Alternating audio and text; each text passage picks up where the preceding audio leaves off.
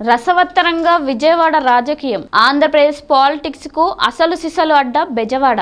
ఎక్కడ లేని రాజకీయం ఉండేది అక్కడే. బాణుడు రగలడం, బెజవాడకు రాజకీయాన్ని రగిలించడం ప్రత్యేకంగా నేర్పించాల్సిన అవసరం లేదు.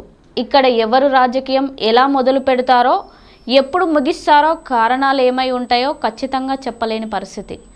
మిగతా ప్రాంతాల్లో రాజకీయాలు వేరు, విజయవాడ వేరు.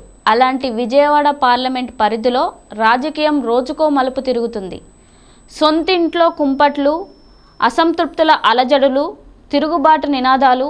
ఎన్నికలకు ఏడాదిన్నర ముందే బెజవాడ రాజకీయం నిప్పులు కురిపిస్తుంది. ఎంపీ స్థానం గెలిచి రికార్డు క్రియేట్ చేయాలనే వైసీపీ, అసెంబ్లీ స్థానాలకు క్లీన్ స్వీప్ చేయాలనే టీడీపీ. ఎవరికి వారు ఒకరికి మించి ఒకరు ఎత్తులకు పైవెత్తులు వేస్తూ రాజకీయంలో మరిన్ని సెగలు రాజేస్తున్నారు. బెజవాడ పార్లమెంట్లో జెండా పాతేందుకు వైసీపీ వేస్తున్న వ్యూహాలేంటి? కేశినేని ఫ్యామిలీ వార్ సైకిల్ మీద ఎఫెక్ట్ చూపిస్తుందా?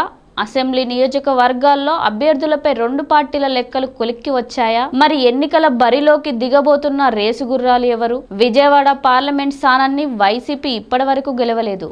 వచ్చే ఎన్నికల్లో ఎలాగైనా బెజవాడలో జెండా పాతాలని ఫ్యాన్ పార్టీ డిసైడ్ అయింది. పార్టీని విజయ తీరాలకు చేర్చే బలమైన అభ్యర్థి కోసం ఎదురు చూస్తుంది. 2019 ఎన్నికల్లో పోటీ చేసిన పీవీపీ రాజకీయాలకు ప్రస్తుతం దూరంగా ఉన్నారు. ఇప్పుడు ఎర్లగడ్డ వెంకట్రావు పేరు వినిపిస్తుంది.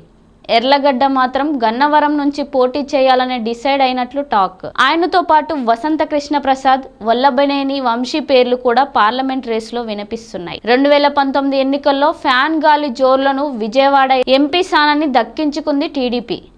పార్లమెంట్ పరిధిలో ఒక విజయవాడ తూర్పు మినహా మిగిలిన అసెంబ్లీ సెగ్మెంట్లో వైసీపీ జయకేతనం ఎగరవేసిన ఎంపీగా మాత్రం టీడీపీ అభ్యర్థి కేశినేని నానికే పట్టం గట్టారు బెజవాడ ఓటర్లు. ఈసారి పోటీకి ఎంపీ కేశినేని నాని సిద్ధంగా లేరనే ప్రచారం జరుగుతుంది. కేశినేని నాని సోదరుడు చిన్ని ఎంపీ టికెట్ కోసం కొన్నాళ్లుగా జోరుగా ప్రయత్నాలు చేస్తున్నారు.